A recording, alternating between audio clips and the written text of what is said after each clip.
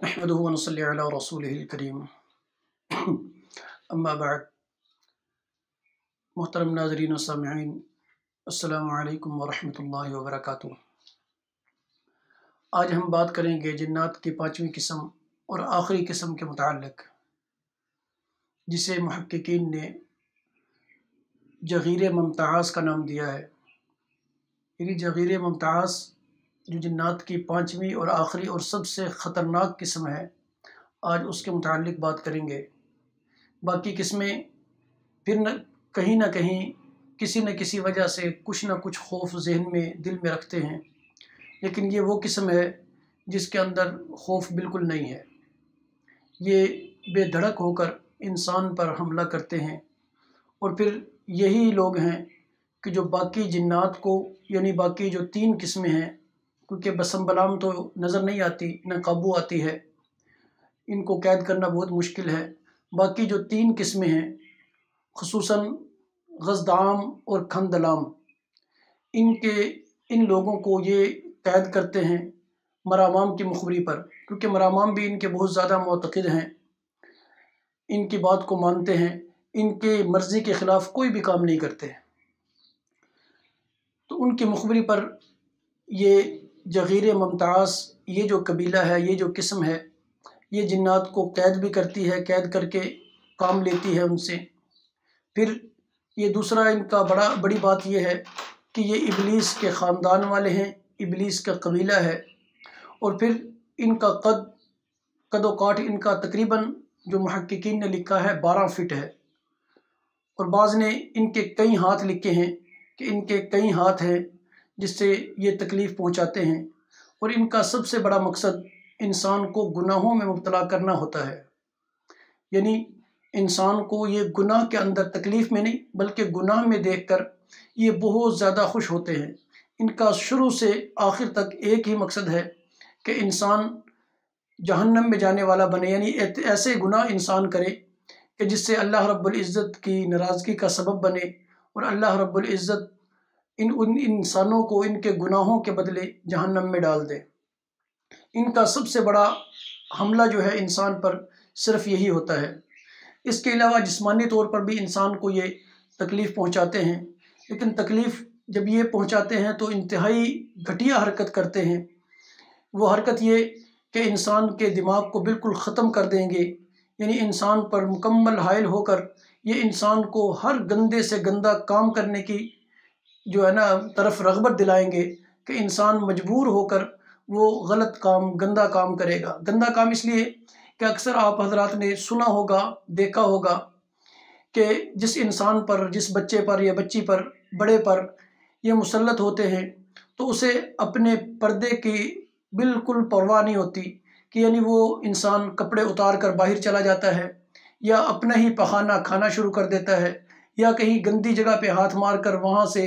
کوئی چیز کھاتا ہے یا پیتا ہے۔ یعنی انسان کو انتہائی گھٹیا کام کر کے یہ غلاظت کے اندر مبتلا کرتے ہیں اور اللہ رب العزت کا نافرمان بناتے ہیں۔ اور پھر سب سے بڑا حملہ ان کا یہ بھی ہوتا ہے کہ یہ انسان کے دل کے اندر وسوسے پیدا کرتے ہیں، کہ جیسے دو بھائیوں کے درمیان اختلافات پیدا کرنا، میاں بیوی کے درمیان اختلافات پیدا کرنا، یعنی ان کے دلوں کے اندر وسوسے ڈالنا۔ جیسے اکثر آپ لوگوں نے دیکھا ہے کہ میاں اپنی بیوی پہ شک کرتا ہے، بیوی میاں پہ شک کر رہی ہے، بہن بھائیوں میں اختلاف اسی طرح۔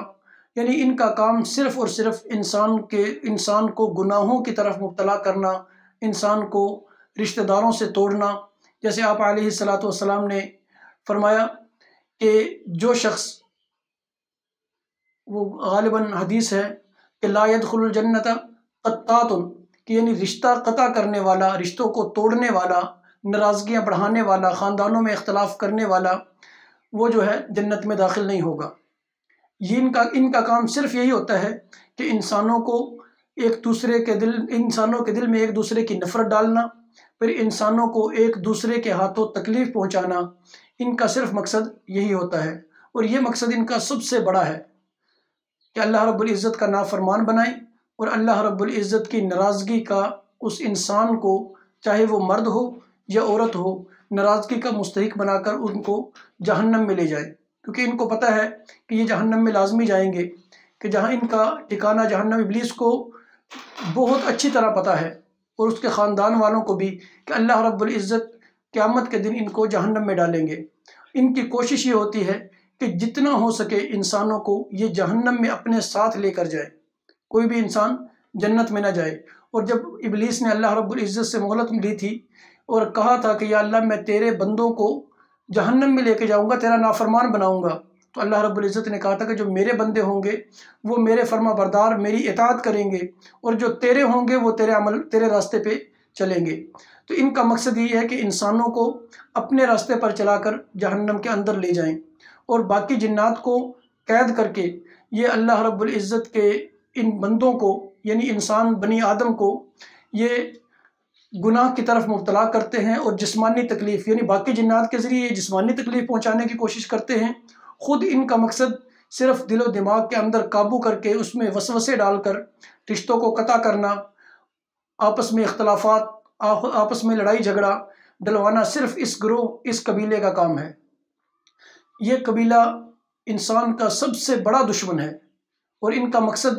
سب سے زیادہ یہی ہے کہ اللہ رب العزت سے، انسانوں سے یہ بدلہ لیں جو اللہ رب العزت نے ان کے سردار ابلیس کو اپنے دربار سے انسان کو سجدہ نہ کرنے کی وجہ سے نکالا تھا۔ اور پھر جیسے انسان کی اقسام،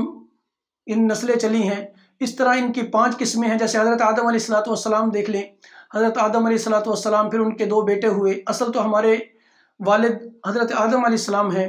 لیکن اس کے بعد حابیل، قابیل، حضرت شیش، ان کی اولاد آج تک چلتی آ رہی ہے۔ جیسے قابیل نے حضرت حابیل کو قتل کر دیا، اب اس کی اولاد جو تھی وہ نافرمان، جیسے پہلے نشست میں گزر چکا ہے کہ کس طرح شیطان نے ان کے پاس جا کر ان کو گناہوں کے اندر مبتلا کیا،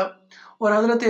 شیش علیہ السلام کی قوم کو کس طرح ورغلانے کی، کس طرح گناہ میں مبتلا کرنے کی کوشش کی۔ ان کی ازل سے ابد تک یہی کوشش رہے گی کہ انسانوں کو اللہ رب العزت کا اور آپ علیہ السلام یا تمام انبیاء علیہ السلام نے جو احکام دیے اللہ رب العزت کی طرف سے، ان کا مخالف بنائیں، ان کے ساتھ اللہ رب العزت، یعنی انبیاء کے متعلق انسانوں کے دل میں کیسے نفرت پیدا کروائیں۔ ان کا شروع سے آخر تک یہی مقصد رہا ہے اور یہی رہے گا۔ تو اس سے بہترین طریقہ ان سے بچنے کا، اللہ رب العزت ہم سب کو بچائے، بہترین طریقہ یہی ہے کہ ہم صبح شام تعوذ، یعنی اعوذ باللہ من الشیطان الرجیم، اس کی تسبیح اگر ہم صبح اور شام کرتے رہیں، یعنی ایک تسبیح فجر کی نماز کے بعد، ایک مغرب یا عشاء کی نماز کے بعد، اگر ایک تسبیح ہم کرتے رہیں تو یہ قبیلہ، یہ خاندان اللہ رب العزت کے حکم سے یہ انسانوں کے قریب نہ آ سکے گا، اور نہ انسان کے دل کے اندر وسوسہ پیدا کر کے، اور نہ اپنے بھائی، اپنے رشتہ داروں کے متعلق نفرتیں پیدا کر سکے گا۔ اللہ رب العزت سے دعا ہے کہ اللہ رب العزت ہمیں حق سچ سن کر اس پر عمل کرنے کی توفیق عطا فرمائے۔ السلام علیکم ورحمۃ اللہ وبرکاتہ۔